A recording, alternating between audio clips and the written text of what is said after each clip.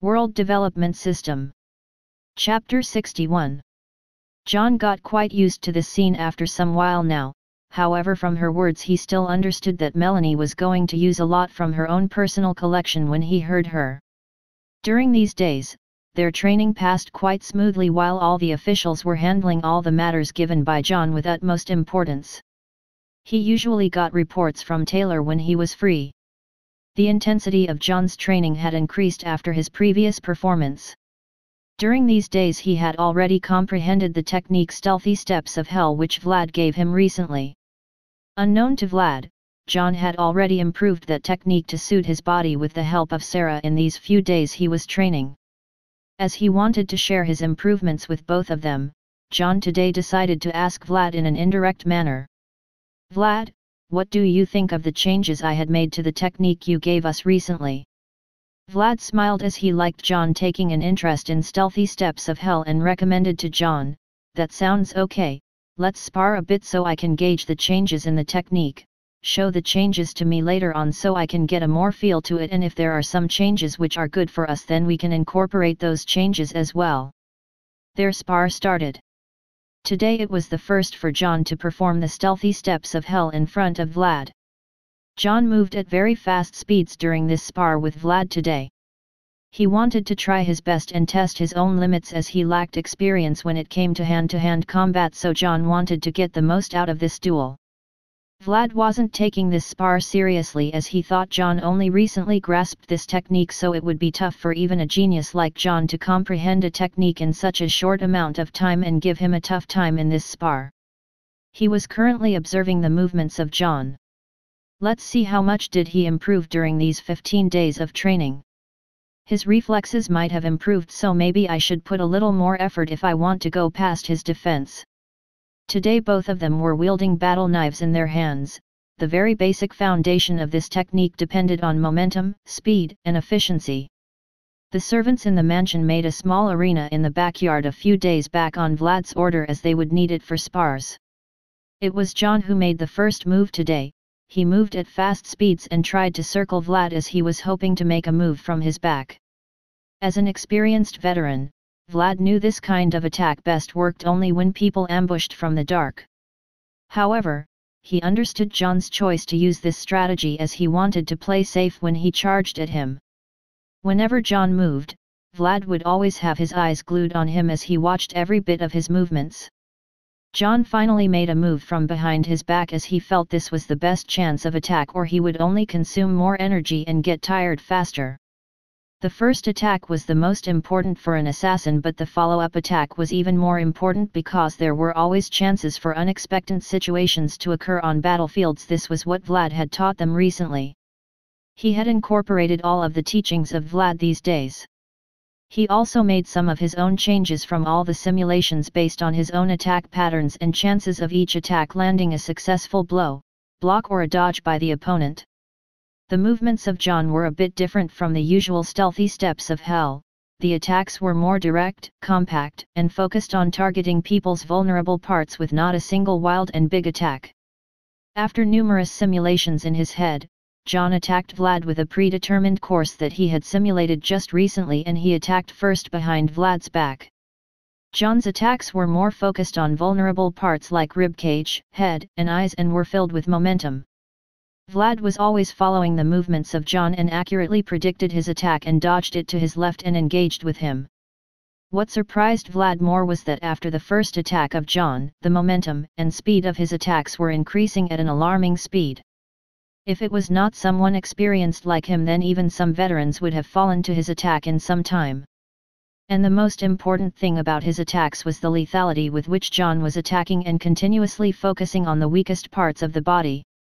For some people, it was hard to attack with full lethality even after years of training.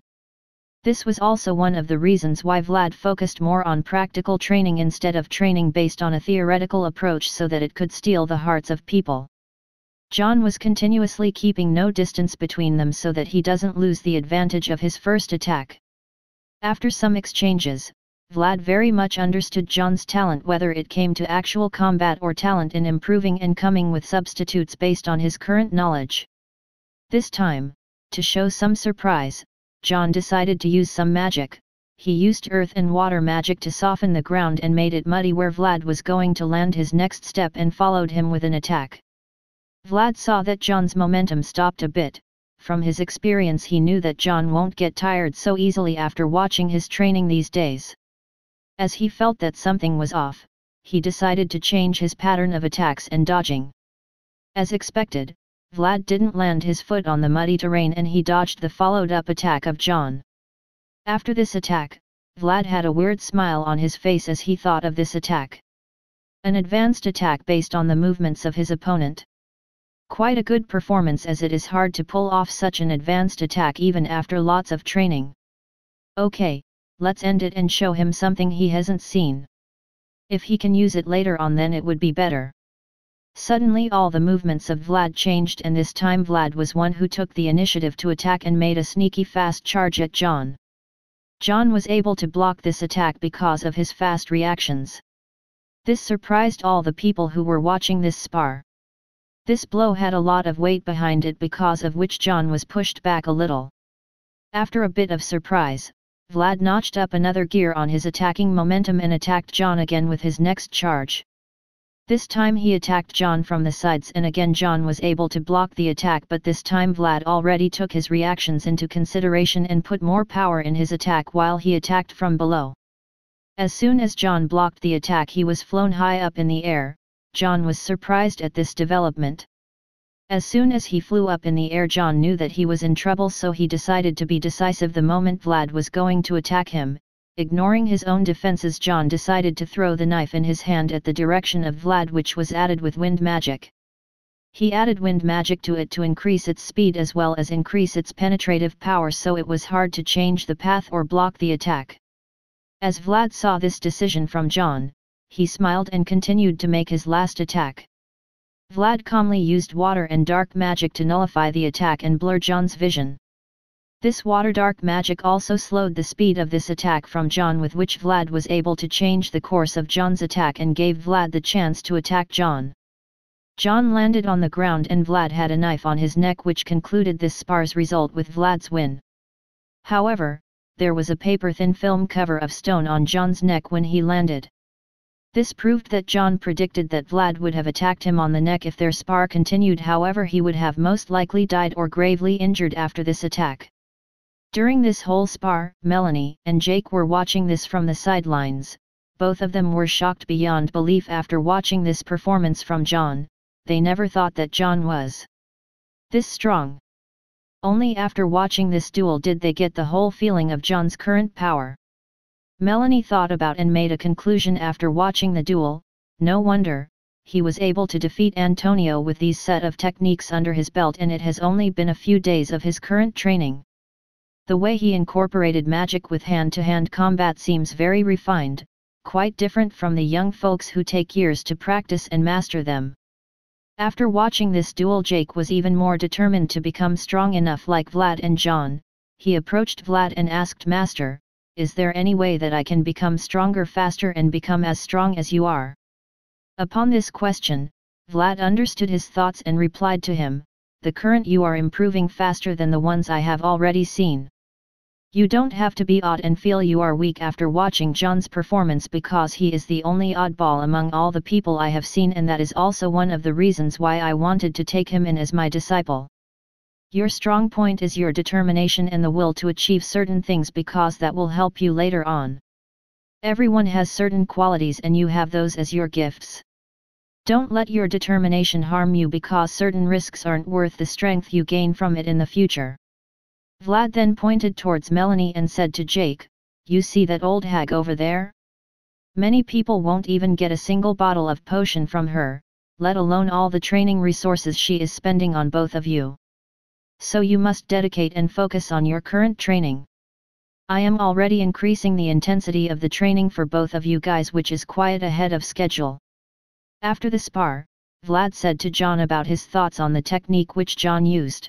He was already surprised by the changes in the technique and gave his opinions.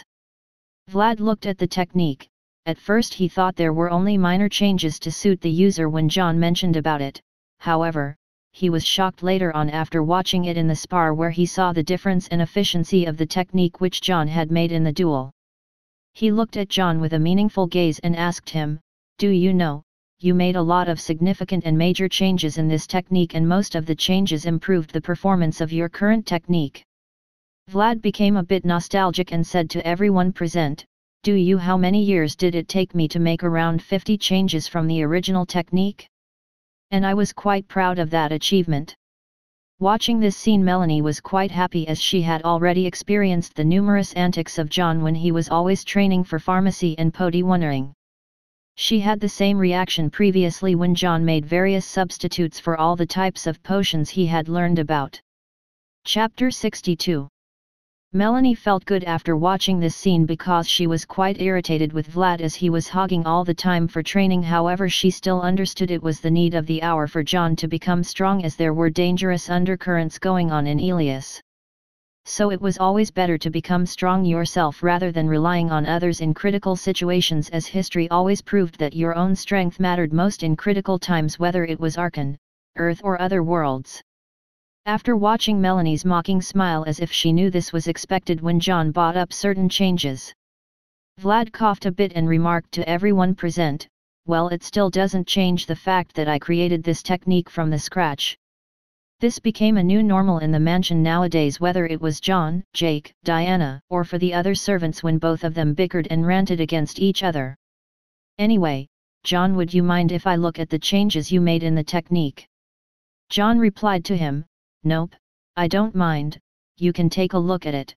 I only made changes where I felt it was good after practical observations." After looking through the technique carefully, Vlad practiced a bit and gave his opinions as he made some conclusions.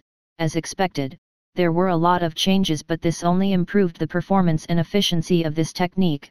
I wonder why I wasn't able to notice such small changes. I gained quite a lot from this training session. Maybe I should give you more techniques where you can help me improve it, haha. Vlad joked as he commented on the technique. These changes in the technique were only noticed after a lot of the problems were accumulated, which showed practical results to them after the changes in a lot of things. Vlad signaled Jake and called him to practice John's current technique as he felt it was a better version. "Jake, practice this technique from now on. I feel that you will be able to improve and notice a lot more changes from the current version." Vlad then looked at John seriously, said to him, "You are quite capable when it comes to hand combat. Most of the veterans would have died in your hands. I came to this conclusion only after our last spar.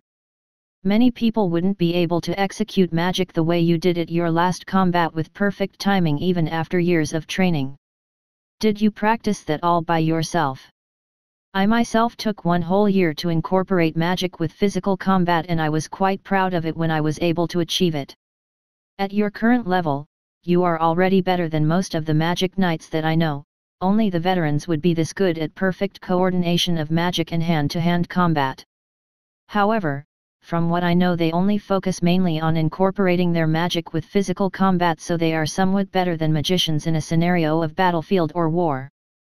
This was the first time that John had heard about the training methods of magic knights and how they only focused on incorporating magic with combat for better results. "However, I noticed one peculiar thing when you were using magic.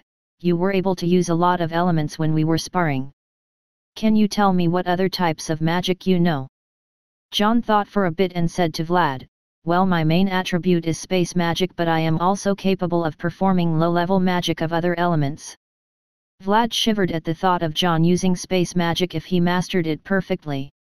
He thought about John's answer and gave his opinion, "So that was one of the reasons why you were able to use multiple magical elements. However, isn't it hard to master multiple magic even if you have multiple elements in your body? It took me 2 years just to master water magic, as my main attribute is dark magic." Vlad had a small smile on his face when said this. "Anyway, it's okay. From now on we will change the type of training for both of you guys.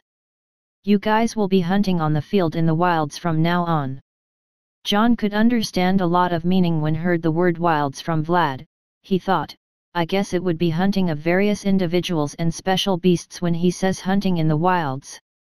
After this spar, Jake spent double of his time on training. unlike John who had to first spend the time to learn podiwondering and then handle all the matters of North Frontier City. During these days, Vlad also focused more on Jake as he liked his diligent attitude to improve himself every second. Jake's intensity of training was increasing after each phase. These days he had a different look on his face, unlike the past self when Vlad originally met him.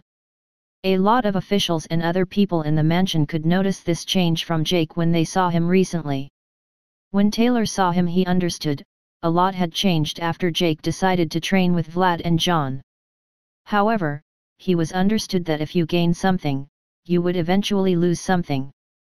As John had time constraints these days, he could only dedicate the allocated time agreed between Melanie and Vlad.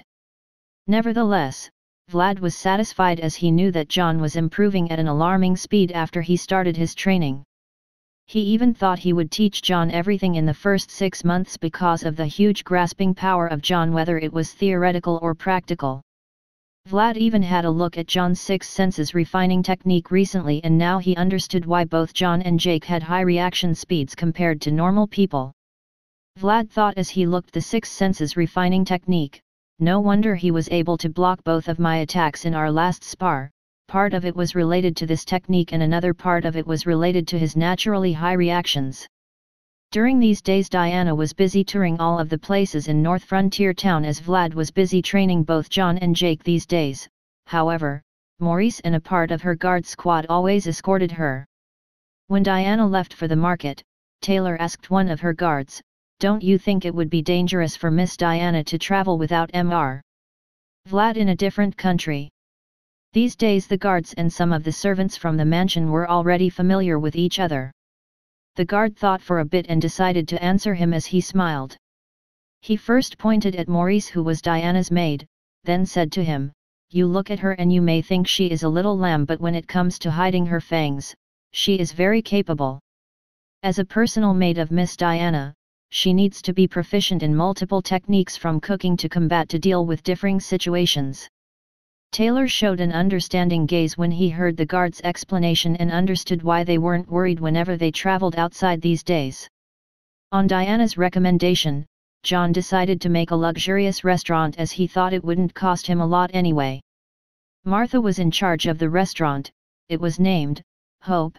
This name was given by Martha because it had multiple meanings. She named it Hope because customers could always find hope for good cuisine whenever they visited the place. This was also the place where she found hope after experiencing hell in the past few months, and hence multiple connotations.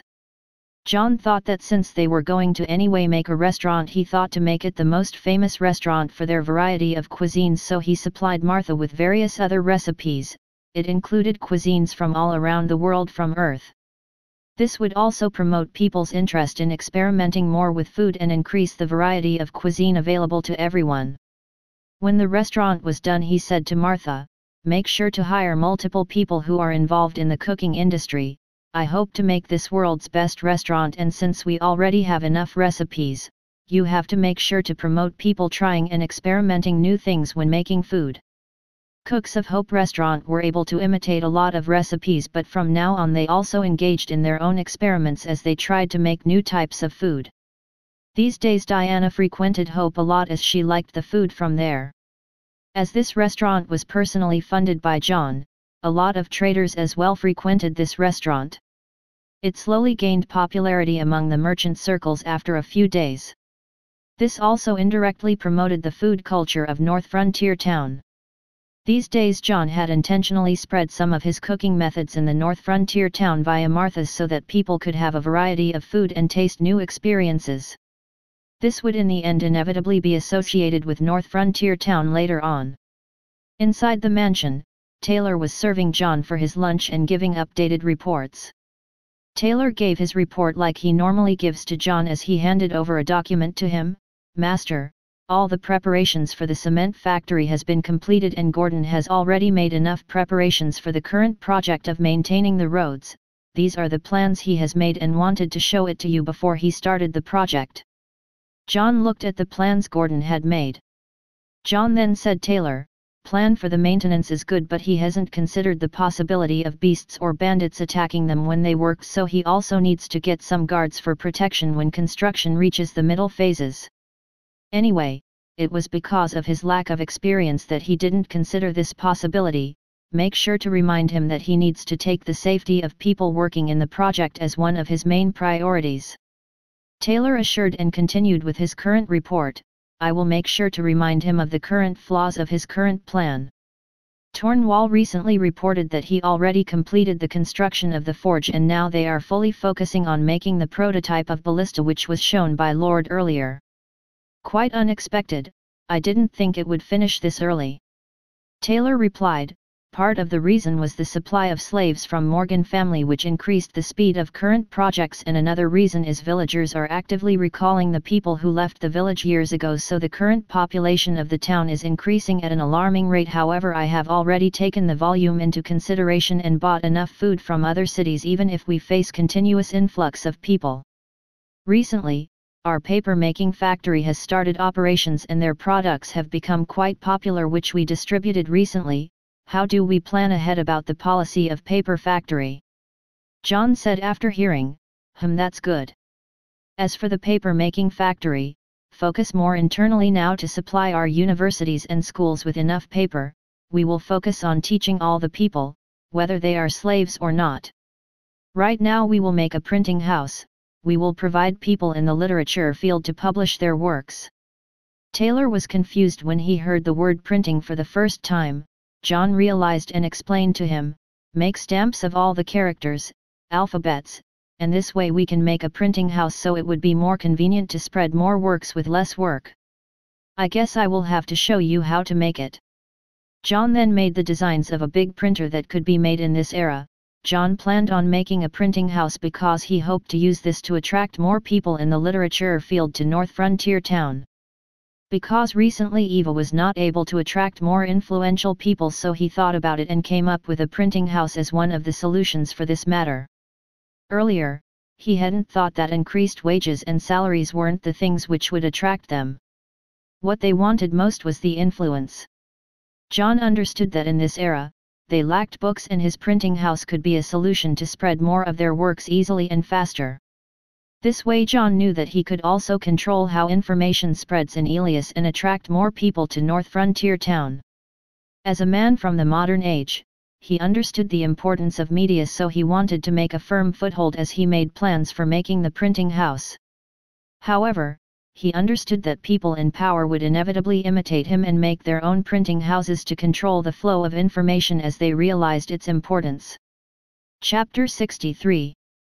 John continued to ask more questions to him. What about George and Ron? Have they given any reports on the order which I gave them previously? Currently both of them have faced difficulties in making precise parts of the blueprints you had given them. They are even contemplating on hiring magician blacksmiths from Imperial Capital, but since it was one of the top secret of our projects, they asked our permission if they can hire them. George was able to make precise machines for barrels of the guns you provided, and Ron was only able to make some parts of the flintlocks. John gave his orders as he listened to the reports. Okay, tell them to suspend the current operations, pay them for their current labor. It's good that the new forge is already built. We will ask Tornwall to make the machines for the guns, and tell them to provide the parts they already made. Tell them we will compensate them with other projects since we didn't accurately gauge their current production capabilities.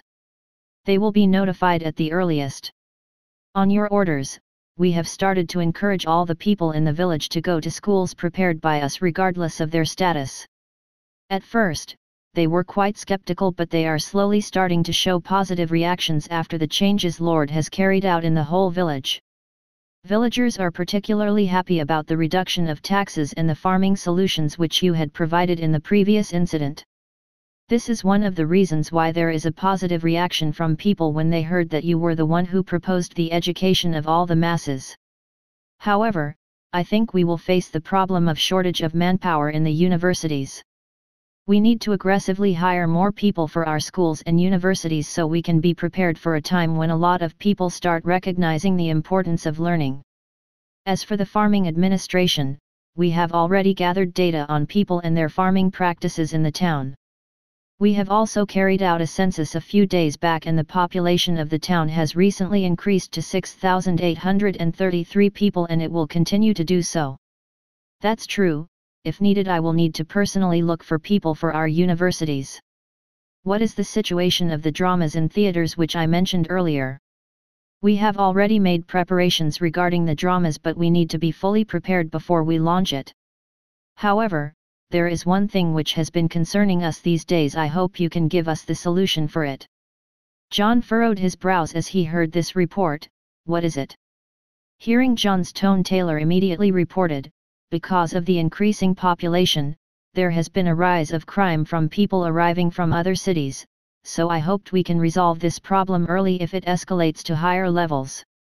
Those same people are also causing a ruckus near our factories these days, but Vlad's men are handling this matter smoothly, so it is not be worried. However, I thought there was a need to report about this situation.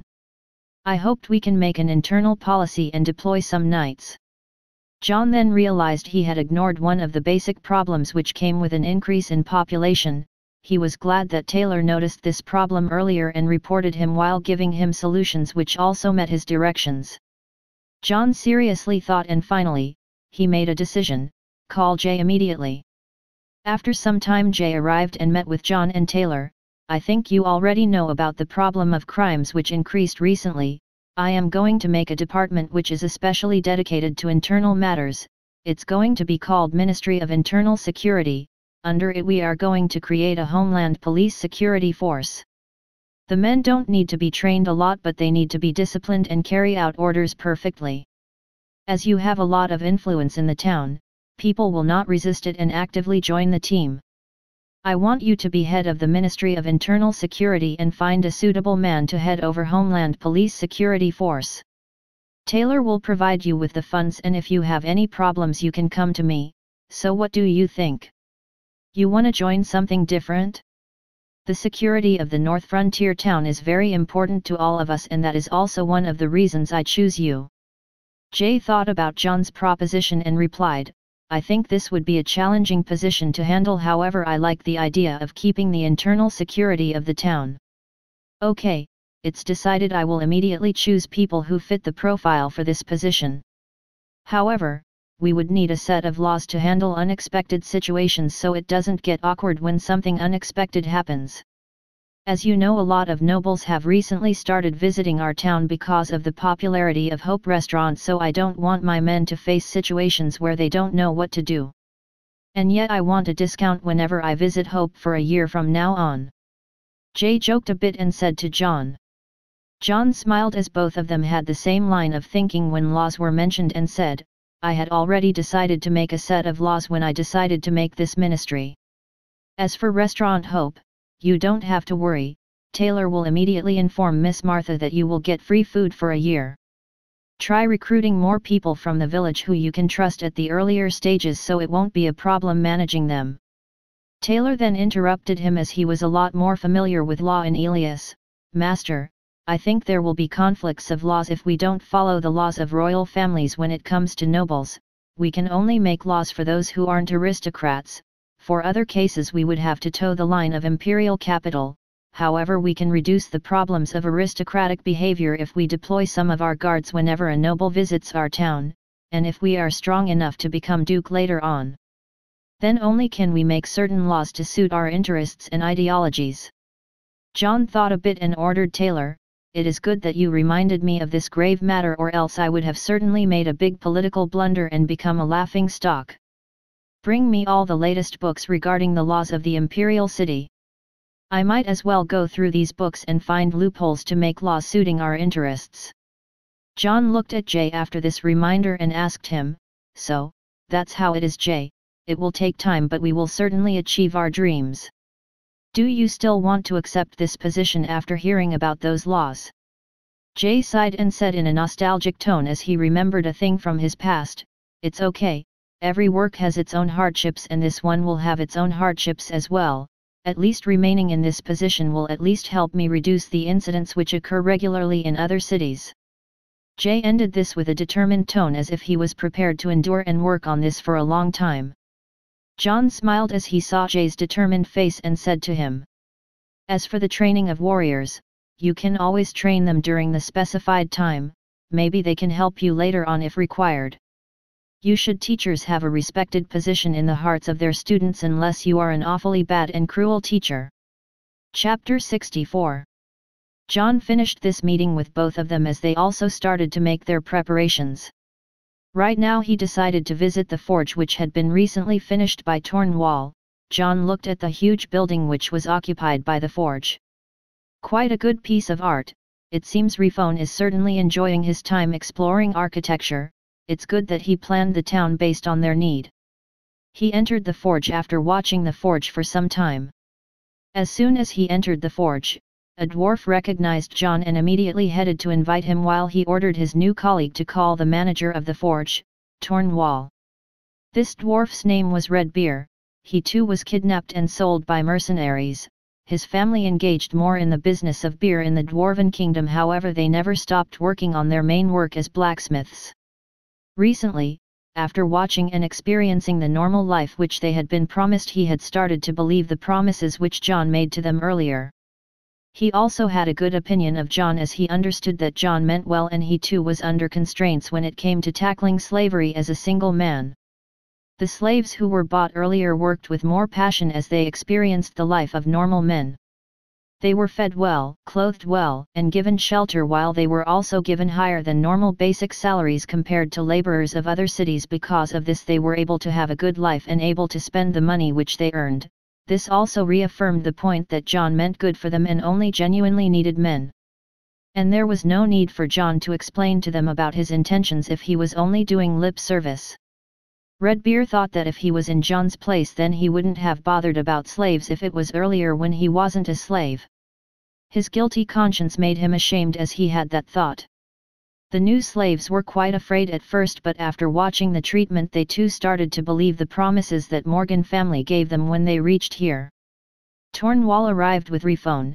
As soon as they watched John, they immediately hurried and invited him inside Tornwall's workplace. Refone, forge was quite well made this time around. You did a good job. It seems you are enjoying your work here. At John's compliment, Refone was quite happy as he answered him in a jolly mood. Haha, I certainly am enjoying more over here at North Frontier Town than I did at Imperial City. The food here is especially great at Hope. I can always explore the wilds over here and there is a lot of inspiration in this town. So I guess a lot of factors are helping me discover more about the world, life, and myself. Looking at Tornwall, he remembered meeting Redbeard. John asked him in a teasing tone, "Tornwall, you didn't hire that guy as your assistant because of his beers, right?" Tornwall didn't meet John's eyes as he said with a flinching yet firm tone, "No, I don't have anything to hide." Refone showed a teasing smile when he saw Tornwall and laid him bare. "Don't you lie, I know you had got a box of beer in your courtyard. Weren't you already bragging in front of me when I couldn't find a source of good wine and beer at Hope and all of North Frontier Town?" Tornwall panicked and gave a furious roar at Refone. "You! How dare you spill all the beans in front of Lord John?" No, I didn't. I didn't mean anything. It was only a gift from a colleague." He panicked more as he unconsciously said the truth and tried explaining himself. Tornwall said as he got exposed about his earlier deed, "Didn't you complain about not being able to use cement which was recently being used for building roads?" Refone humphed and said with a triumphant smile to Tornwall as he was enjoying Tornwall's miserable state, "Humph, blame yourself for being a cheapskate when you didn't share that box with me and hence the spilled beans." Refone was not bothered about Tornwall revealing his frustrations on not being able to use cement and bricks for construction, as he too understood that maintenance of roads was one of the important work right now, as they had already signed a deal with Baron Mendez. During these few days, Refone understood that Tornwall loved his beer more than anything else and his time when he was experimenting to make new things. He was waiting for this opportunity to get back at Tornwall for bragging and not sharing those beers with him. Watching this show between them, John smiled and understood that both of them became quite close buddies in these few days now that they were cursing at each other without any hesitance. John stopped their fight with a cough and said to both of them, "Okay, Okay, it's not a big deal, Tornwall, I was only joking. Let's get to serious matters first. Refone showed a sad face as heard that while Tornwall was quite happy as he escaped the current situation. He seriously heard John now that he was serious. John continued and asked him in a serious tone, Tornwall, were there any problems with the forge when you processed the metals? Quite the opposite, it is easier to handle this forge with the supplementary equipment provided, and the most important thing about this forge was the power and control which it showed when we were working on it. So comparably it will be easier to work with this forge for our men, unlike the traditional forges where it required experienced hands more. As expected, John thought when he heard Tornwall. After confirming that the forge was working well, John came to the main topic. I heard that you have already started making the prototype of the ballista. How is the progress? If there were any problems, you can always ask me, as they were designed by me, so I can always modify it to suit our needs. Anyway, first let's head to the room where the prototype is placed, then answer my questions. Tornwall, John, and Refone came to a room which was tightly guarded by guards which were provided by both John and Vlad. Some of these guards had horns at their heads which indicated they were demons from Long Sea House. One of the guards thought after he recognized John and showed a bit of killing intent, so this is the guy that Master is teaching right now, I wish I had such luck, and he sighed as he saw him. John looked at the place where killing intent came from and didn't bother any longer as he smiled at him and headed inside. After recognizing John and his men, they allowed them to enter the room. It is good that the security here is tight. Meanwhile, it seems that the prototype is 2/3 complete. Did you face any difficulties when you were making it? Tornwall thought as John asked this question. I guess there were some difficulties when we didn't have the new forge. I wonder where he gets all these crazy ideas to make such incredible machines. Tornwall reported about the difficulties he faced at the start. We faced some difficulties at the start, but it was resolved after we used the new forge to produce the required parts. I think now we can easily make the remaining parts now that we have the forge. John smiled and thought of Tornwall's answer. I guess the forge came in to be quite useful after he adapted to it. He later asked him in a serious tone, how many days would you require to complete the prototype? Tornwall thought a bit and gave his answer, it won't take long. I think we can finish it in the next 3 to 5 days. We can demonstrate its ability as soon as we make the prototype and prepare for its testing. John heard his assurance and said to him in a serious tone, okay, I am reassured now that you have adapted to the new machines. Report me directly as soon as you finish making the prototype. You don't have to report to anyone else regarding this project. It would be good if fewer people know about the completion time of this project. You understand what I am saying, right? John smiled and said to him. Tornwall was someone who was experienced and understood that John wanted to keep this project under the wraps so that they don't reveal their firepower this early in their game. After looking at the blueprints, he very much understood the firepower of the ballista and hence had given that remark earlier when he saw the theory behind it. With an understanding gaze he replied to John, Lord, you don't have to worry about it. I will make sure to keep the completion of this project a secret. After hearing Tornwall's answer, John smiled and said to him, when you finish this project I will give you a surprise blueprint which will change your thinking on wars and how we will handle strong powers in future. I just have one request, Lord. As you know, not a lot of traders come here to trade for high-quality beers and wines at this town, and the ones we get here are already low-quality ones, so I hoped you could solve this problem for all of us dwarves.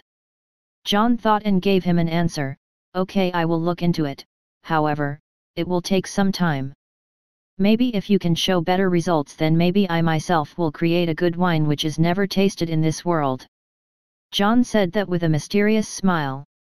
Listening to this, Tornwall instantly jolted and got back into work as he knew that the various cuisines which were introduced in this town were created by John. Hearing this assurance, he hoped to drink the wine personally created by John. This bit of news motivated him a lot more as he got busy with his work. John then turned to Refone and told him about the matters which he had observed today. Refone, recently you are doing a good job. After watching this forge I am quite satisfied with your work. You should go to the administrative building and help Mayor Sam in building it from now on. And as the cement and brick factory has already started and increased their production, you can use those resources to build a grand structure. In your free time, you can look for me as I have certain types of architecture which I want to be built. However, as I am not free to handle everything on my own, I need you to execute some projects from start to end. At the mention of new types of designs and architecture for building grand structures, Rifone was quite excited and he couldn't wait to finish his work at the administrative building. However, he also understood the importance of that building as it would represent North Frontier in the future. This structure would be recorded in history. However, he was still excited since he would be able to use those new resources in building architectures from now on, i.e. cement and bricks, which would improve the solidity and grandness of the structures. Chapter 65. These days passed by. Today Tornwall was in a very cheerful mood. First thing he did in the morning was to get some new clothes to make a good presentation in front of John today, as he was very excited about the results of his personal testing of the small prototype he had recently made. He was more excited about the surprise he had prepared today.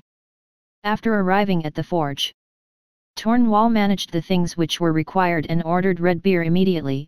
Hey Red, today you will be the one who will be in charge of handling the forge today.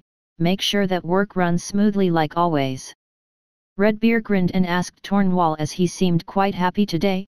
Tornwall, today you seem quite happy, is there some occasion today? I don't remember giving you a box of beers to you in recent days. Tornwall laughed sheepishly and said to Redbeard, Ho ho ho, that's true, there is one occasion. I hope to get a piece of good news from Lord, as I just finished one of his personal works. Well, don't even try to get more information from me, it's one of his classified works, you guys will only be involved in it later on. Right now it's all under wraps. I am only telling you as you will most likely be involved later on. Redbeard sighed a bit and said to Tornwall, I can only wait. Anyways, just contributing to this project would be great for me since it is classified. It's good to know that I will be included in that project later on. Anyway, you should hurry and not make Lord wait for you. Tornwall hurriedly left as he handed over his duties to Redbeard. Ah, right. Meet you later on. Make sure to keep a watch when others are handling the forge. John just arrived from his training from Melanie's pharmacy. As he improved his learning in pharmacy, he was getting formidable day by day. As a pharmacist, he dabbled in all types of herbs every day. Vlad met him as he arrived and asked him as he saw John's rare smile today, it seems you are quite happy today, did you master something new today? John replied as always to Vlad, well, that's true. I got a lesson on poison making and neutralization from Master today and I thought it was very interesting. She also gave me a technique for poison resistance, however it was very complicated as it required a lot of herbs and could only be practiced in multiple various stages. Vlad was very shocked as he asked John in a very serious tone, is it the 9-flower poison resistance technique? It's quite surprising for her to give that technique to anyone, she hadn't even given that technique to her direct kin. I wonder what you did to make her give that technique to you. Vlad thought and murmured in a small voice that John could hear, she even crippled one of his sons who tried to steal and sell this technique at the Imperial City. Well, never mind, you don't have to get involved as it's an event from long back in past.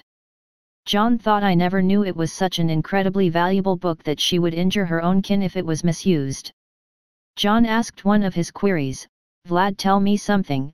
I have seen a lot of books regarding poison resistance, but compared to them this requires a lot more resources. Well, this is something which Melanie told us when we traveled in the past.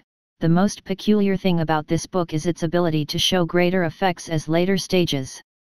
While the other techniques in the market would have a lot of risks and side effects, while some would not be as effective. However, the thing in your hand would be most useful as you are a Podiwaner and pharmacist. You will understand it more when you research it more deeply, as it shows its effects only later on. It was also a coincidence for Melanie in the past, as she chanced upon the book and she had a lot of resources because of her frequent traveling. John thought as heard Vlad's opinion on the technique. maybe I should combine all those poison techniques and make an exclusive technique just for me. At Melanie's pharmacy, she was doing double work these days from usual as she had to make medicine for John and Jake. Melanie sneezed and one of her bottles containing one potion fell. She irritatingly said, "Who is talking behind my back? It must be that old bastard gossiping about me behind my back." At John's mansion, Taylor saw that Tornwall came today, as he was present previously. He immediately welcomed him to the guest house.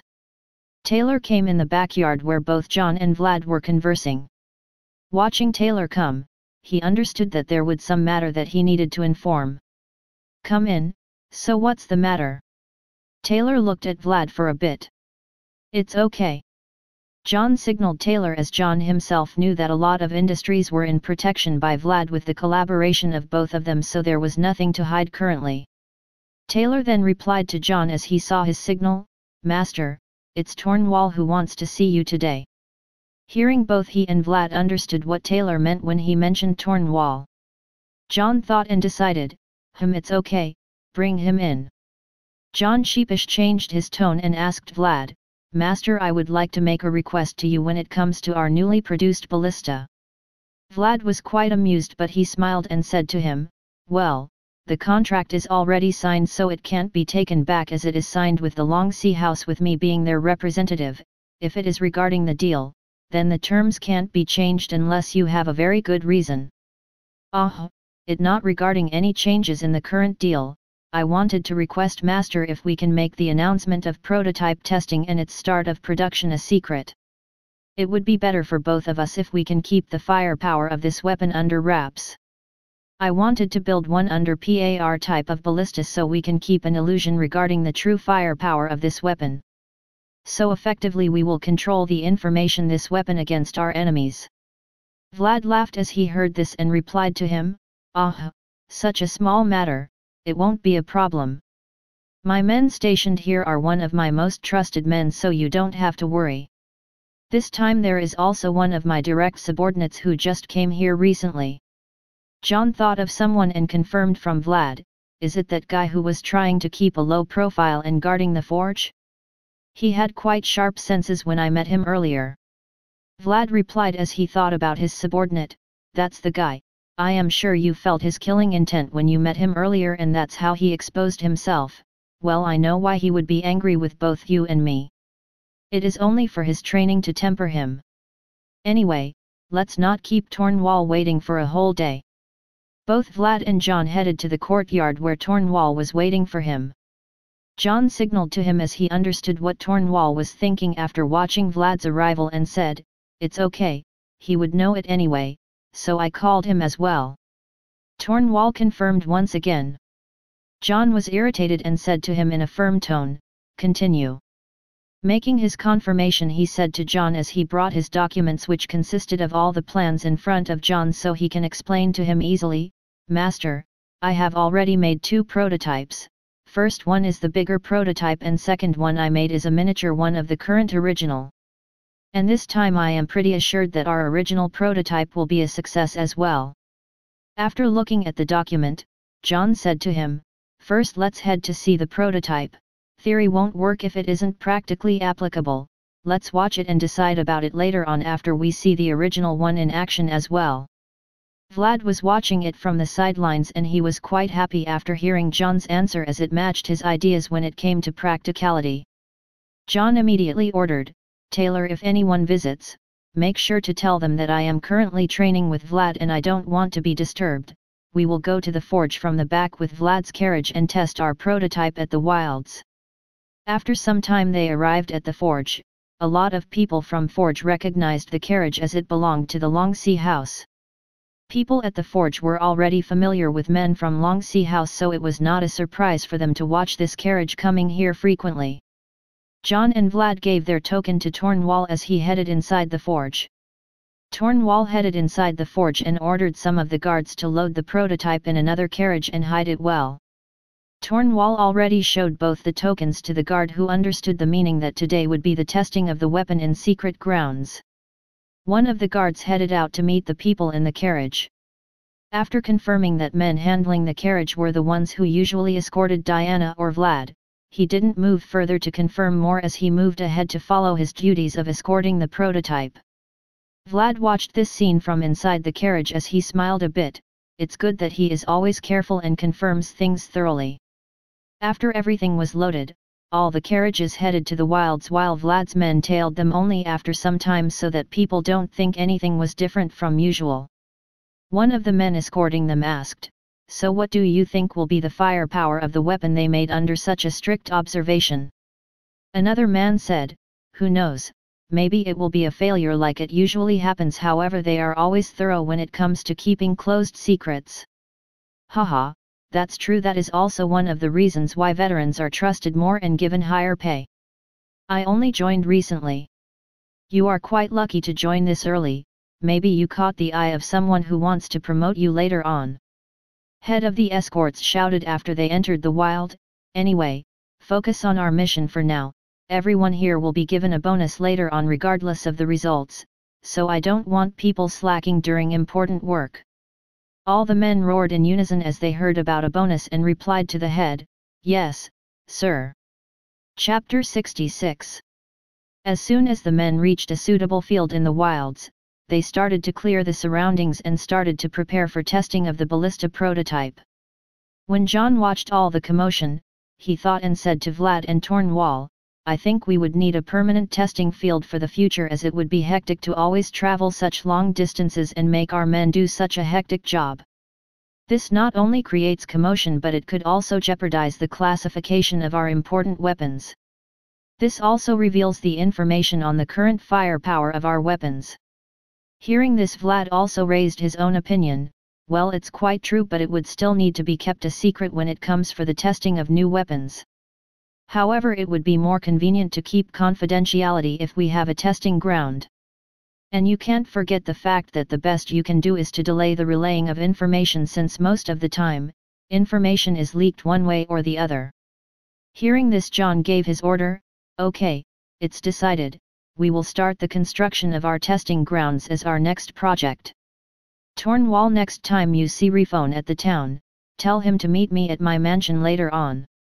Meanwhile, all the preparations for the testing had been prepared. Head of the men, Lopez, was handling all the procedures, came to John, saluted him and made his report to John, "Sir, all the preparations are complete. We are ready at moment's notice to start our testing procedures." After hearing his confirmation, John then ordered him, "Good, we will immediately start. Give notice to all the men to be on their posts as we will start our testing procedures in 5 minutes. Hurry up." Lopez blew a horn which signaled all the men to be on their posts and keep guard. Hearing this horn, all the men started to head towards their designated posts. For a while, everyone was tense as this was the first time for many people to test such a unique weapon. John signaled Tornwall as he started to handle the ballista. "Fire!" roared John. Everyone was tense for this first shot of the ballista. Some thought, like always, it would be a failure, some hoped for success, and while some like John and Tornwall were fully convinced that it will definitely work. After watching its first attack, everyone was shocked, which included Vlad. The first attack completely destroyed a big tree which was 550 meters away from them. The second attack destroyed a small terrain 600 meters away from them, which created a very deep hole inside. Vlad thought after watching the first attack, so that's the reason why he wanted to keep the firepower of this weapon a secret. It seems I underestimated this weapon a lot. So it seems what Tornwall said was correct, but this weapon alone would completely change how the wars would be fought in the future because of its firepower alone. The range of this weapon alone is a terrifying asset. I wonder how magicians would feel after the introduction of this weapon. Watching the reaction of everyone, John and Tornwall showed a satisfied smile. John was especially happy after watching Vlad's reaction, from how intently Vlad was watching the newly made ballista like a young boy who found his favorite toy. Tornwall said when everyone thought it was all over, wait, it's not all over, let me show you all my biggest asset after I made this weapon. This is one of the reasons why I took 5 complete days to complete this project." He took out a specialized arrow of the ballista from one of the carriages. This arrow was imbued with various patterns. He then loaded that arrow with the help of some men. He said proudly as he explained about the specialty of the arrow to everyone present over there. This is a specialized arrow which is imbued with fire and wind magic. This arrow will travel 1.5 times faster and with 1.3x more distance when it activates wind magic, and I don't know the current statistics when it comes to the output of its firepower, we can only know after more tests. The other specialty of this weapon is that it catches fire to the targets as soon as it hits them. So this weapon has more uses compared to normal long-range weapons. It has value in destroying high-value targets on a battlefield. Okay, that's it, you can fire it. Tornwall said proudly to everyone as he gave an opportunity to one of the men carrying the arrow. That man was already excited when he watched the earlier performance of this weapon. This time when he got an opportunity to fire the weapon himself personally, he got pretty much excited. As he heard the orders from Tornwall, he repeated the same procedures which Tornwall did previously as he excitedly fired the ballista. Boom! The ballista this time hit atop of a small hill 800 meters away. The terrain of the small hill was completely destroyed as the sound could be heard by all the nearby beasts as they scrambled to retreat in fear because of their instincts after watching the firepower of this weapon. All the guards including Vlad were completely shocked after watching this scenario.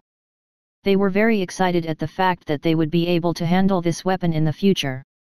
I wonder when we will be able to use this weapon in the future, said one of the men escorting them. Watching this, even John was shocked as he didn't expect to see such firepower from the ballista after a rune was imbued to the arrow. This time Tornwall completely stole the show from everyone. Tornwall thought proudly as he watched the ballista doing its work, I hope I can be qualified to get alcohol personally created by Lord John this time around after this performance. Ha ha ha. Tornwall grinned as he was quite pleased with himself as he laughed when he thought about the current performance. It seems this was even outside of your expectations, weren't they? Vlad asked John when he saw his surprised reaction when Tornwall suddenly brought out a new trump card this time around. John, yup, I was quite surprised this time around. I guess I will have to reward him this time for this unexpected performance. I didn't expect that incorporating runes would have this effect on this ballista. Vlad, well, it's not like this usually since Tornwall is quite unique in himself as he himself dabbled a lot in runes as he was making weapons previously over the years, and to improve them he studied a lot of those weapons which included runes. Normally it is quite hard to imbue these runes in bigger weapons like this time around. John thought a bit and understood as he replied to Vlad, so that was the case when we saw its firepower. However, it still showed improvement in the quality of ballista when we observed the earlier show. So, this will help me later on when things get tough. It has quite high value in its uniqueness. Vlad smiled a bit and said to him, that's true, and it's quite likely that you will need those weapons in this coming winter. This winter would be quite cold and fearful for the North Frontier town from what I know. John showed a mysterious smile as he said these words, maybe true, maybe you could be wrong. I can tell you that everyone will experience changes from North Frontier spreading to the whole of Elias Kingdom and across the boundaries. Vlad was quite surprised after watching his confidence and ambitions from his previous words as he thought and seriously said to him, quite possible since you have this weapon, but I can tell you one thing in advance, as soon as you showcase the real firepower of this weapon in front of everyone, the royal family will watch you like hungry wolves as well as a potentially hostile force challenging the throne. You may have heard about the rumors of Lore family, right? Are you really ready for the consequences which you will face because of revealing such a weapon? You need to make preparations for potential bloodshed. John smiled more mysteriously and said with confidence to him, well, I have another option, that is to create another more terrifying weapon than the current one. This would also help me identify friends and foes. The very fact that you warned me already proves my instincts that you were different. As for the royal family, I can always keep them under an illusion that I am in their control while I only provide them ballistas even if I choose to reveal it. And I can always choose to release a weaker version of this ballista. When John said that he would create a more terrifying weapon, Vlad shivered as he heard this, and his blood almost ran cold on the mention on something more terrifying than this when it came to the range or firepower. Vlad came back to his senses and made a very satisfied smile. He heard John say this and thought, I guess my instincts were right when I bet on this kid when I felt something different about him. This kid shows eyes that he is already confident enough to create more terrifying weapons. Vlad smiled and said to him, as I thought, you were really baiting people in the room when you revealed this weapon. I guess you intended to score 2 goals with that one arrow when you fired that shot and revealed about this weapon at that meeting. Vlad continued in a serious tone this time as he revealed one of the important secrets of big kingdoms and empires. Vlad, however, I would still warn you to be more careful of the fate sorcerers of the kingdoms and not to underestimate the thrones just based on some factors. Those guys have averted disasters for a lot of kingdoms whenever they faced big events. Even I almost got did in by their trap when they predicted my next assassination years ago, and this is one of the reasons I am cautious and currently guarding Mistress instead of taking on high-risk targets. Vlad said with a nostalgic smile as he said to him. Vlad was someone who always liked to go against the odds as he this to John. However, since I have already made a bet on you, I guess I will stick to it, as it is unlike of me to go back on my word. And I would also like to see how you deal with those assholes. After that incident, they always got on my nerves as I had to plan more thoroughly later on. You having space magic as your main element would be quite useful against them. Vlad said with a satisfying tone as he thought about the miserable faces of those fate sorcerers. Plus he also got the feeling that John would certainly screw them over later when he confronts them. John laughed as he heard about Vlad's miseries of the past. When you said that you would create more terrifying weapons, do you plan to kill a dragon with it by making such terrifying weapons? John showed a confused expression when he heard about dragons for the first time and asked Vlad in return, dragons? Do they actually exist? From what I know, only the royal family have dragon knights, which they rarely use. I guess you aren't planning about slaying dragons as you don't really know about dragons. As for those dragon knights which you mentioned, they aren't really dragons, but they are lesser dragons with little to no intelligence, as they can be tamed this easily. However, those dragon knights of the kingdoms are quite strong. They were made with the very intention to create a balance between magicians, court officials, and the aristocrats. Vlad sighed. However, there was still a smile on his face as he thought about today's events. I guess this would be an eventful and exhausting year. However, I guess it would be worth it. Vlad called his assistant, Diril, and immediately ordered him, make a gag order for everyone to keep this event as a classified project. Anyone even peeping a sound about it will be dealt with appropriate consequences. As for the compensation for this gag order, we will increase their wages. Vlad then turned to John and seriously said to him, you should make this gag order as well, as it will be big deal if this information is leaked out early on. Diril was the same red-haired guy who guarded the forge. Diril glared at John as both of them chatted happily. He was more pissed after he heard from Vlad that John already recognized him when he detected him earlier when he unconsciously leaked a bit of killing intent. John smiled as he said to Vlad, well, you don't need to worry. Before coming here and deploying my men at the forge, I had already informed them about the gag order and took my most trusted men when we were going to the testing of our weapons in the future. I very well understood the consequences of revealing this weapon for everyone to see. There would be a battle royale for it if they saw it in action firsthand. Chapter 67. After the testing, John then called Tornwall. I am very happy with the results and with the effects of the currently improved ballista. The very fact that you tried to improvise this weapon and gave a good result to us was very satisfying. John continued as he smiled and said to him, as for the reward, you will certainly be getting one-of-a-kind alcohol which you haven't tasted ever. I will be immediately ordering the start of construction of a new distillery in North Frontier Town to meet our domestic needs. It would anyway be useful for the town, as it would increase the employment opportunities, and it would also increase the popularity of our town when it comes to making unique food and beverages. It would be quite good for advertisement among other duchies and domains of other lords. As you know, rich only lack experiences, not money, so it would be better for us anyway. Hearing this good news, Tornwall was a lot more pumped than usual today. He was already pumped up enough after that incredible show a while ago, but now he was pretty much excited as he knew that he won't be disappointed by John because he already tasted all the food at Hope which was recently created by John these days, and he knew about its quality which was leagues apart from anything he had dined and wined even as a high-ranking official in the Dwarven country. Eating at Hope and drinking beer from Red had become the favorite moment for Tornwall these days after arriving at North Frontier Town. Hearing that news, Tornwall replied to John, "I guess, improving weapons of any type comes as a part from my previous work, so it was only natural of me to help and create a better weapon suiting our needs."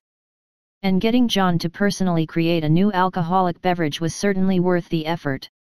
"I guess this alcohol would become as famous as the dishes from Hope. If every improvement of mine could make you create more beverages comparable to those dishes from Hope, then I would be happy to dedicate even more of my time just to get a taste of those unique beers and wines." Hearing this, John laughed and replied to him, "Well, what I can assure you is that after drinking that alcohol you won't be disappointed by what I have experienced after drinking some famous beers and wines in Elias. However, after this event, I want you to take the dwarves who were bought personally by me earlier and make a team out of them. This team will be focusing on producing these ballistas for the preparations of winter. The team producing these ballistas will have to sign a confidentiality agreement with us. In compensation, they will get freedom from slavery 2 years earlier compared to the current contract for maintaining confidentiality and increased wages plus incentives. So we will practically be building a special workshop for the production of these ballistas. However, due to political reasons, you will also be required to build a less powerful version of the current ballistas so that people don't become too much wary and hostile to us this early." Tornwall very much understood why John wanted to make a less powerful version of the ballista for a show. So that even if the current power of the ballista is revealed, then it would be an illusion for their enemies about their current power. "Okay, I will make sure to implement those orders. Are there any plans about the small miniature ballistas? Is there a need for a live test?" John: Yes, we will make them equipped for our warriors if they are good. They can be pretty much useful to our men for their archery training and for practicing their shooting. As for its presentation, I can pretty much already guess its power, however we will still need a live demonstration to make an accurate guess on its real firepower." Tornwall asked for confirmation from John. "As for the lower grade version, how much do you want its power and speed to be lowered to the standards that match our current situation?"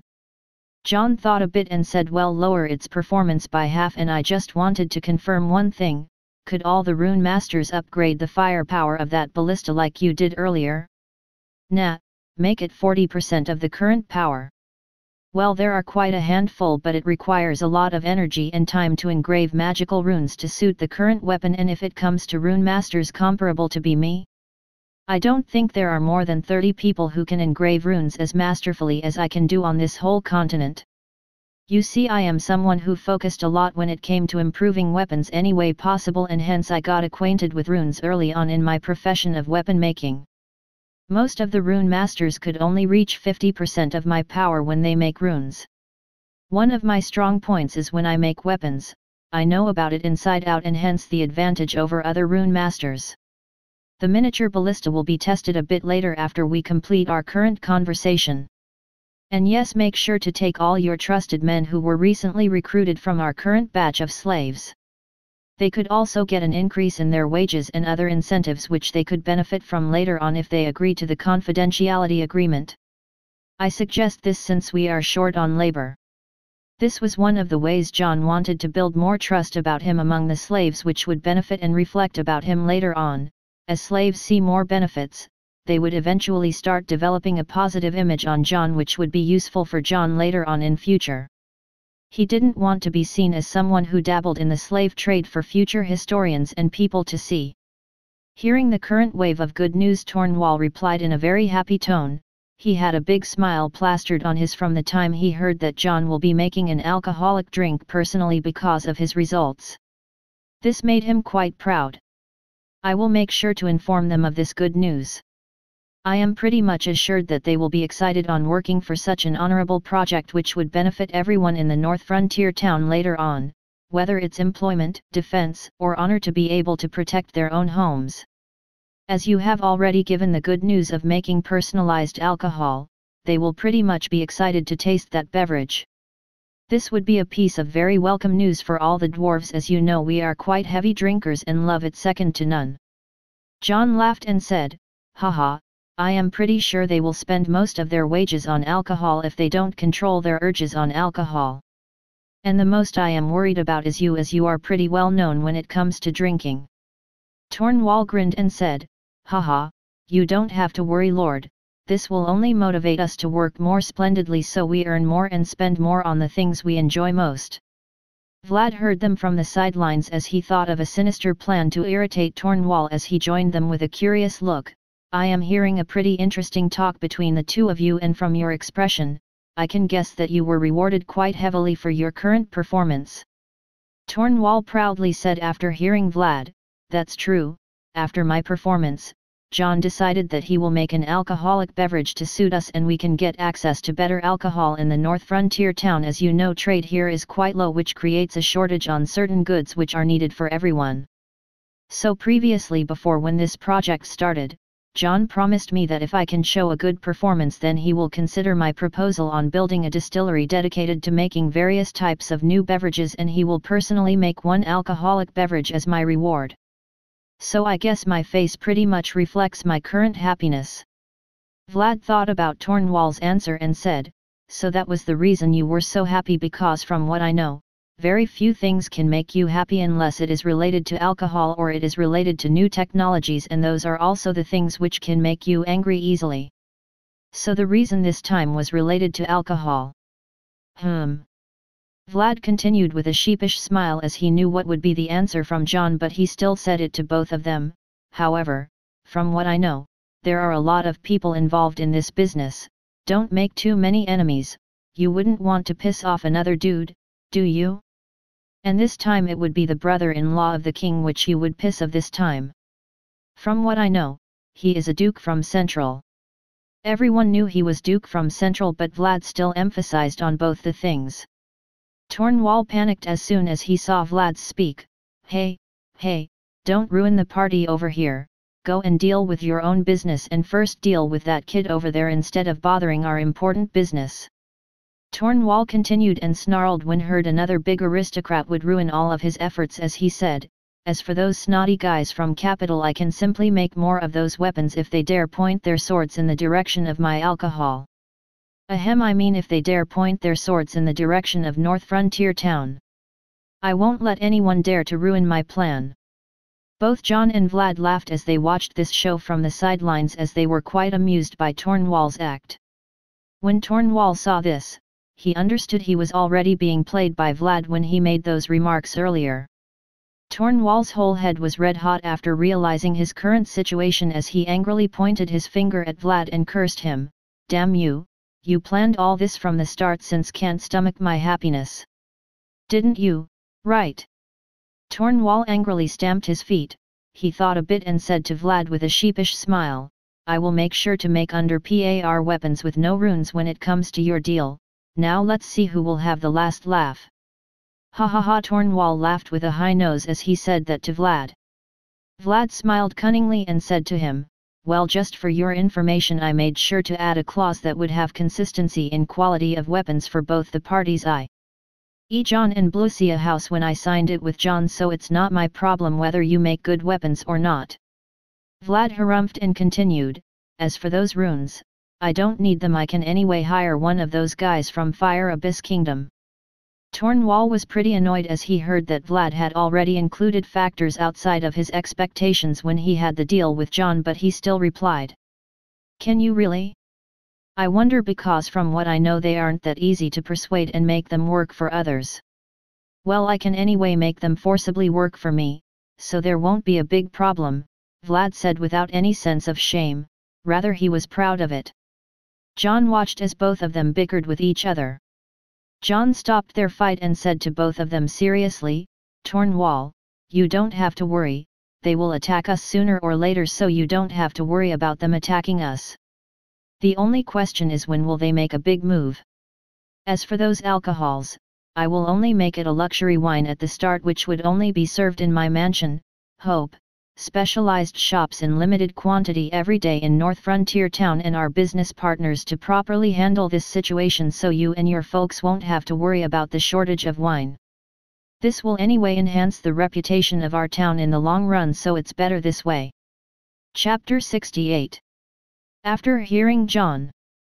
Vlad said after hearing John's option of making it a limited item, quite a better solution without any real direct confrontation against the royal family, they will take it as a sign of you retreating back. Additionally, if the wines are better than expected, then it will only increase the value and goodwill of your wines, where people will try to contact you privately for getting extra wines at premium prices. John, as far as I know, our main focus after making the workshop would be the high-speed manufacturing of ballistas so that we are prepared in time. We don't have to worry about the profits of wines if they are sold or not, this time it is only for domestic and private consumption of men. John smiled a bit and said to Tornwall, Vlad as well likes wines from what I heard from Melanie. Though he doesn't drink a lot, he fancies fine wine a lot from what the master said in her earlier lessons. So you shouldn't worry that much. Tornwall looked at Vlad with an irritated face as John continued. Meanwhile, our other focus will also be diverted on successfully making a prototype which is less powerful. To this Tornwall replied, Lord, I don't think we would have any problems when it comes to reducing the power of the ballistas, as I can give a personal guarantee. So I think we can focus on other projects. John, okay, since you have given your assurance, I don't think there will be any problems. After their break, John turned to the head of the escorts and gave him new orders. Gather all the men and prepare for the testing of Tornwall's miniature ballista this time around. Lopez immediately prepared for the next round of tests as all the men gathered to their respective posts after he blew his horn and gave the orders. These men were very disciplined as they followed his orders immediately. After the previous performance, a lot of people's attitudes towards Tornwall changed. They had eyes of worship when they saw this weapon. Meanwhile, not bothered by them, Tornwall proudly presented his miniature version of the ballista he had made recently to test the comparable firepower of the original ballista. This test was successful as well. After the tests, the range and the firepower of the miniature version were quite satisfying to everyone present over here. After watching this, Vlad even he wanted to place an order, as he thought, it can be quite useful to our men who are doing overseas missions, as it has high firepower, accuracy, and range. It would also decrease their chances of fatalities. Meanwhile, this weapon would increase the chances of success of our missions. However, I can't ask that fatty directly for that weapon. Vlad thought, maybe I should simply ignore that fatty and ask John for a deal like how I did it earlier. However, the important thing is it would reveal our weapon to our enemies if used in missions, so it would be quite hard later on. I guess it would be hard to equip our assassins with these crossbows, as this fatty would certainly create an obstacle when I place an order. I hope he doesn't ask too much. Vlad frowned a bit and thought as he saw this weapon. Even John was quite satisfied with this weapon after watching its firepower and range. They ended all their tests for the day and returned to the North Frontier Town for the day. Before leaving, John called Tornwall and reminded him to visit him the next day, as he had important matters to discuss with him the next day. After some while in the evening, Tornwall visited the forge. Tornwall proudly walked into the forge. Most of the men working in the forge immediately recognized him. Red immediately came to greet him. Watching this, others got on their own work after they saw both the heads conversing. Red grinned and said to him, I can already guess that you had a good day today from how you are walking and acting all cocky. So why don't you already reveal the good news? Tornwall laughed and said, ha ha ha, I guess I can't hide it even if I ever wanted to hide it. As you guessed already, I had a great day today. Anyways, let's head in so we can discuss some important matters today. They headed inside Tornwall's office. Tornwall, we had a successful test of the currently developed weapon. So Lord is currently planning to build a workshop which specializes in making them. Red heard Tornwall and said to him, as he understood John wanted a special workshop, so it was a successful test. Red thought a bit and continued, what did you make which would require a specialized workshop for confidentiality?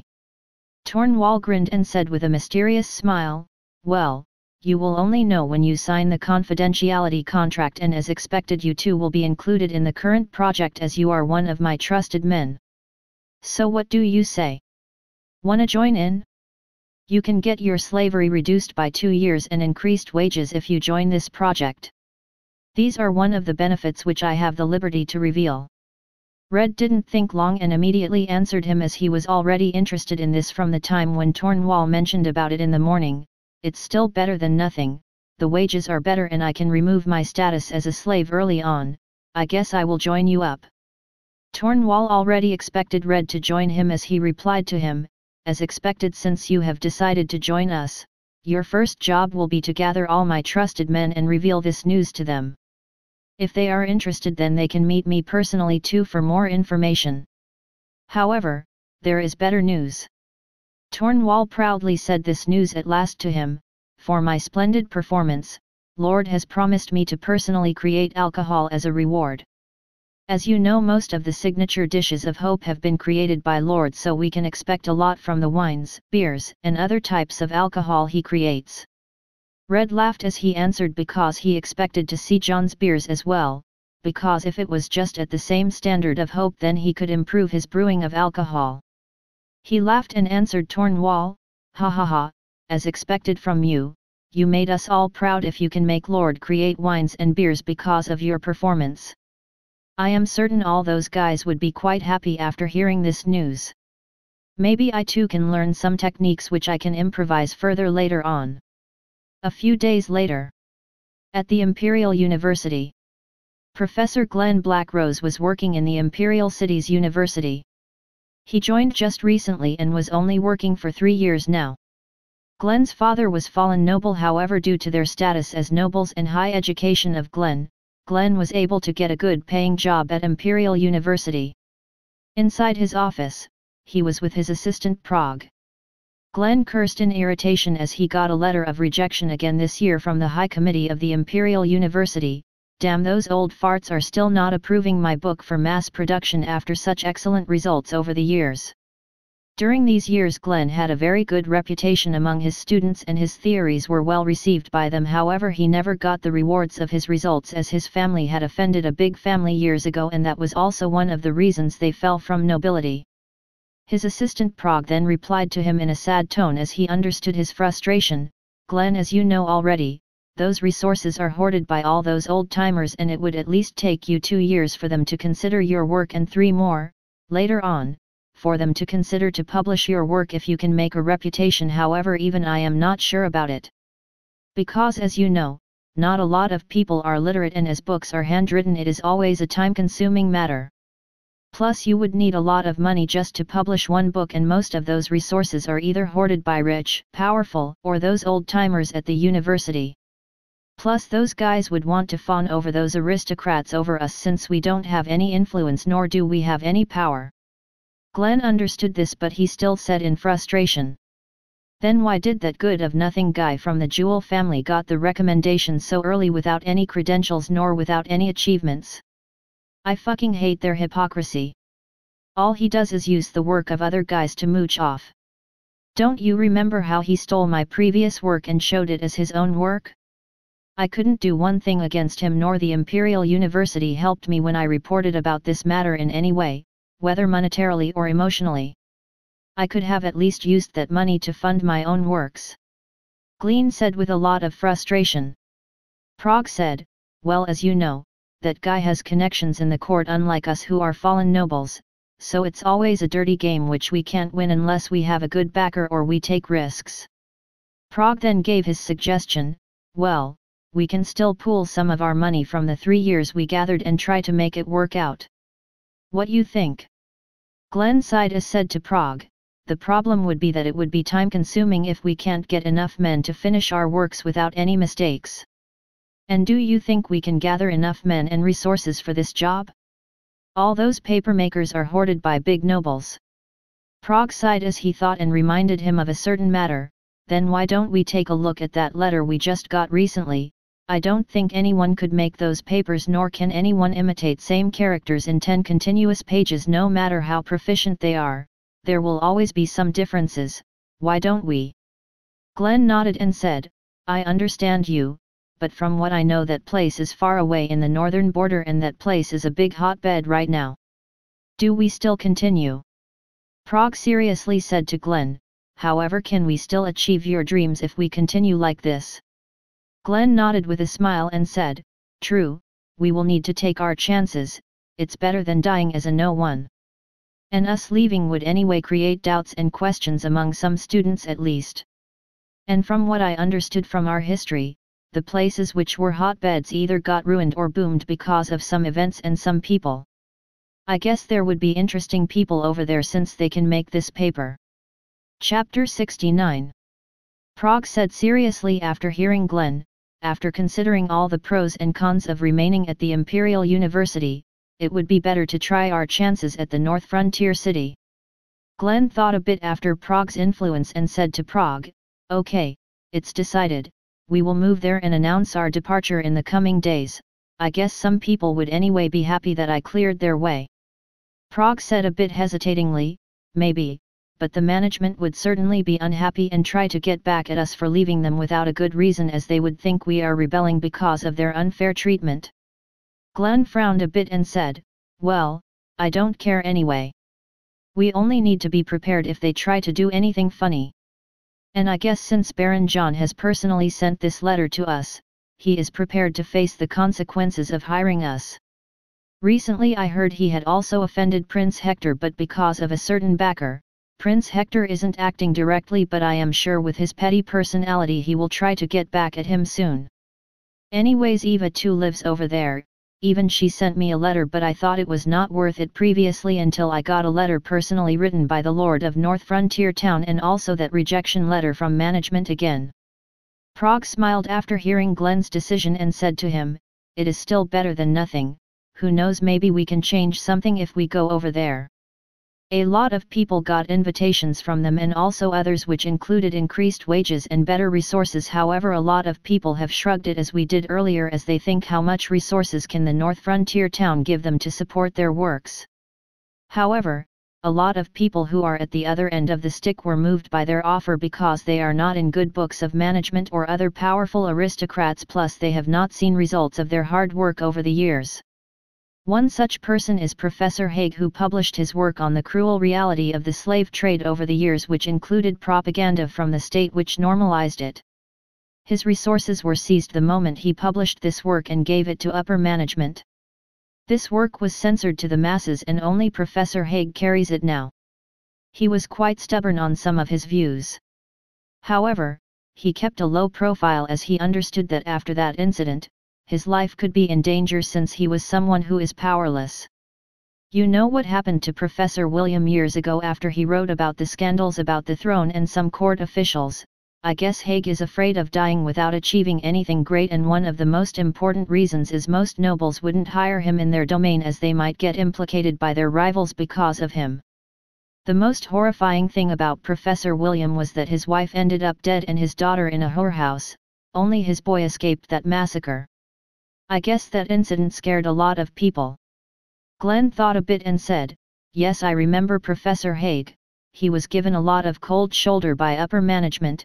He gave me quite an impression when I met him for the first time. He had a determined gaze when I met him. Well, where did you get this information?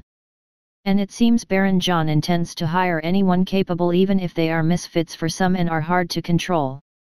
The very fact that he is willing to court these people to educate his masses means that he has the political will to confront the Imperial University, even if it means going head-on against them. However, his only obstacle would be the funding to operate such a massive project. However, I am relieved to know that we are being hired by someone who is fearless on certain issues, so I guess I will bet on this chance even if it means I am taking a wrong path. Prague said to Glenn in a mocking way and a determined gaze, we don't know if it is a wrong path unless we try it. From my current information, some of those guys who got the invitation are going there because of the increased wage, as they don't see a future over here. As for the information regarding Professor Haig and Professor William, the first got it from the brats gossiping as usual. You might know how our university has a lot of children from noble households and their gossiping habits, don't you? Glenn thought and said, I guess that's true, as those children can't control their mouth. Anyway, what I liked about the letter is his big ambition, where he plans to educate all the people from his city, regardless of their status.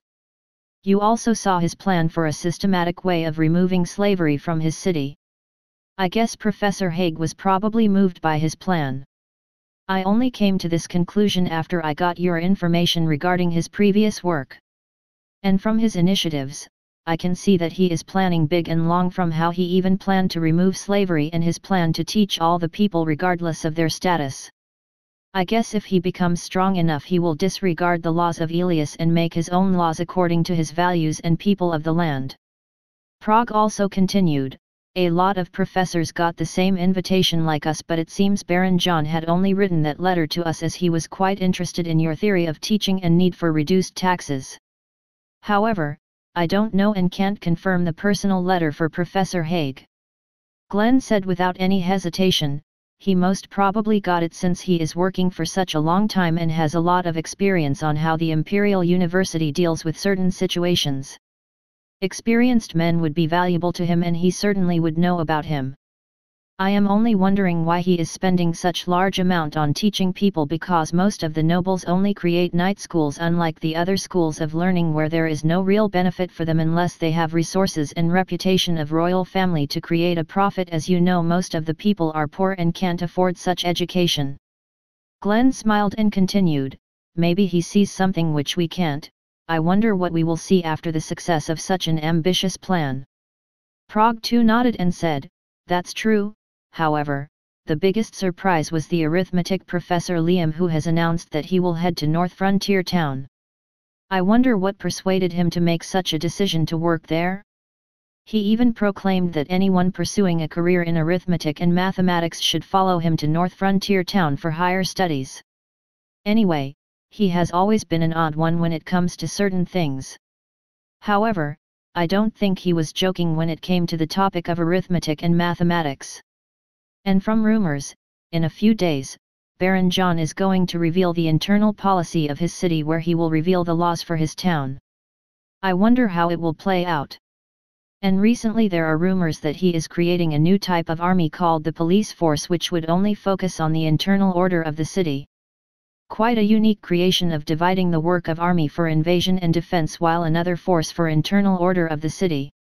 Glenn asked Prague, the division of work for army in internal matters and outside is quite a unique and good idea, since the teams would focus on their main jobs without the need for diverting their strength and time on other matters. This may also increase the efficiency of particular forces when it comes to certain matters. Anyway, what do you think of their papers, ink, and how they write on those papers? They were quite identical characters, so it's hard to believe that someone can copy the same identical characters on other pages.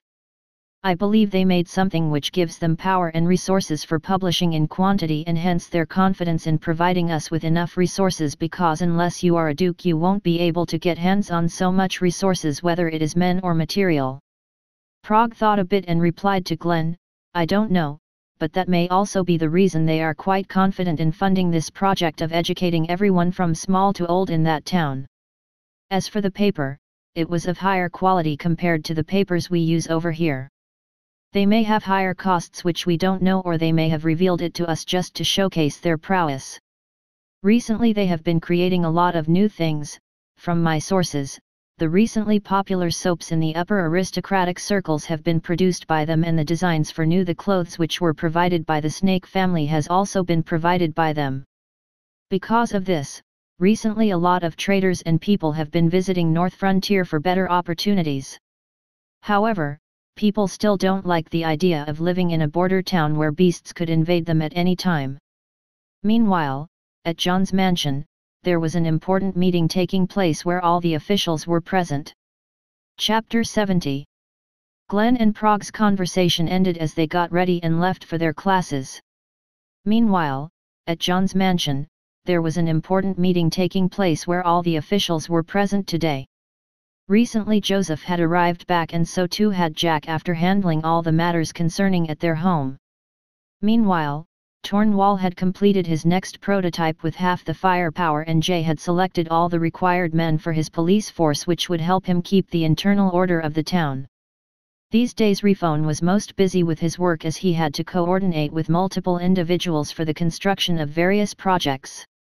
He also had to coordinate with brick factory, cement factory, concrete factory, and other various factories which required the construction of buildings. So basically he was the head of all the major constructions taking place in the city these days. In short, he had most manpower allocated to him after road construction which was headed by Arnold. Refone first reported his work to John at the meeting. "Lord, as per your orders we have immediately finished the construction of testing grounds for weapons at the earliest. We have especially chosen a place on the outskirts of the city so that there won't be any commotion during the tests in the future. Additionally, if any suspicious individuals wander there we can immediately report and investigate their backgrounds and arrest them if required. There are some men already deployed at the testing fields. The construction for the police headquarters and Ministry of Internal Affairs are near completion. As per our plans, school and university grounds have been built at the center of the city near Lord's Mansion as we will expand later on so it will be better built there." "John, were there any problems that need to be addressed?" Refone shook his head and said, "No, sir. The only problem is manpower, however we are continuously being supplied with more manpower every day so there is no need to worry about a lack of manpower. The most important thing is, the people from nearby villages have started to migrate to the North Frontier town because of the lucrative wages and less travel time from their villages." John thought, maybe I should introduce wheelbarrows and bicycles to increase the efficiency of construction and reduce travel time. Anyway, we will leave it for later. John signaled Tornwall as he asked his question, "Okay, Tornwall, what's the progress of our ballista?" Tornwall immediately understood and said without any fluctuations in his emotions, "We have just recently finished our prototype for the ballista and conducted tests with which we were quite satisfied and as per your orders, we have started the building of ballista factory. It is in the outskirts and marked as a classified place which comes under military laws as these are secrets which can't be leaked. We can begin a public test for officials at any time with short notice." John smiled a bit and made a decision, That's good, we will conduct a test later on just before or after Prince Hector's banquet which would also serve to send a message to some people." "Okay, Taylor, make your report." Taylor, previously, because of a low response to our invitations for the university and after your plan to reveal some of the information on our papers and printing, some of the professors from the Imperial University have been moved and started to respond to us. Professor Haig is one who has responded first to us after you wrote a personal letter to him. He was especially more interested in how you were systematically going to remove the slave trade from North Frontier City.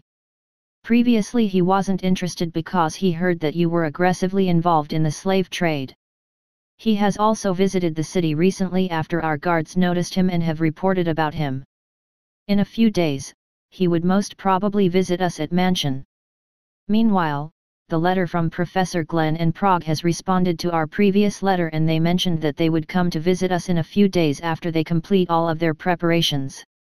However, there is one matter which is quite concerning." John thought and said, It's good that the printing house and paper-making factory made quite an influence and moved them enough to join us. Make sure to shortlist people who are capable and can be lured over here and we don't need to worry about money." John continued as he frowned when he heard there was some concerning matter. "What are the concerning matters that you are talking about?" Taylor hesitated a bit but finally said, "It's the Radiant Church and some representatives from other churches. They wanted to buy paper in huge quantities with some people interested in our printing and they were making some unreasonable demands which included their dislike for the presence of demons and demi-humans. And most important of all, they didn't like our close relationship with Vlad. They also were expecting to have a meeting with you in the future." John frowned as he heard about the churches being interested in the papers they were producing as he replied to Taylor, Tell them we are on shortage and don't have resources to fulfill their demands, delay them as much as possible." Sell them some paper to appease them, however say no when it comes to our printing methods. As for the presence of demons, tell them it's all business and we have already signed our contracts, so we can't go back on our contracts. I will think about meeting them later on. Tell them these days I am busy in training. John understood that this was a pretty sensitive and tricky matter where Radiant Church was trying to show their influence and power to him. Taylor, there was another matter. They subtly told that if we don't heed their advice then they would most probably use other means so that we listen to them. I think they would most probably use their church and refuse to offer healing services altogether, which they usually provide in all the domains. It won't be a problem now that we are a small city, but they could become a big influence when our city grows and would need their services, as there are very few alternatives for light magic and 60% of the light magicians are in Radiant Church, while the remaining 30% is mostly hired by royal family and remaining 10% is with other aristocrats. The royal family faced the same problem 128 years ago, and since then they have always been trying to balance out the power which church has over the masses, and hence the royal family cultivated their own light magicians over the years. John thought and said, "It seems I will have to speed the construction of medical school and medical department if we are going to face this problem in the future. You don't need to worry about their threats for now, as I will have a solution to their threat of healing services. As you might know that I am a Podiwaner, and if the need arises I will personally head the creation of medicines and medical departments in the North Frontier City. Are there any other matters which you wanted to report?" Taylor immediately reported other matters and ended his report. "There is some good news. Because of our maintenance of roads, traders are quite happy and had a positive view regarding the smooth concrete roads which we repaired during their days. Meanwhile, we have started the construction of the brewery to meet the current demands of North Frontier City." This time Jay reported his work which he did over the few days. "I have selected a few men already who would finish their initial training for police force in a few days and start their work for keeping internal order in the town. I think it would be best if we launch the police force after announcing our new laws, as people would accept them much easily after new laws are announced, and the need for a new force to keep internal order of the town where miscreants don't roam free without any punishment for their actions. However, I would still need time to select a guy as a new chief."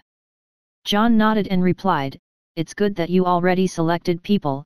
I was only waiting for you, since I too plan to announce the launching of the police force and new laws on the same day, as it would have more effect and understanding among the populace." Taylor handed me the document which I already prepared a few days ago. Taylor handed over the document which John asked him for. John took the documents, handed those documents to Jay and said to him, "Take these documents and look for any changes which you want it to be changed. However, only the serious ones which needs rectification would be changed. Hand all the copies of these laws to the men in training. If they can't read and write, send them to the schools immediately from now on." Meanwhile, Jack and Joseph were conversing after meeting at the restaurant in North Frontier Town. Jack asked Joseph after he heard his decision. He was quite shocked. "Are you sure you want to do this? This is quite a big decision, because in your absence your brothers will seize more power and resources from the main family."